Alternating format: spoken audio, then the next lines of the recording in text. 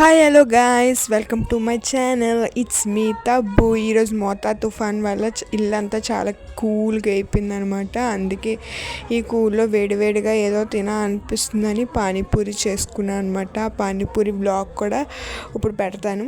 Okay guys, please support మీ. అందులేని ప్రేమను లోపల దాచుకునే తందు తేలనిదా, దాటి వెళ్ళకాగిన ప్రేమను ఆపినదెవరటనేనా.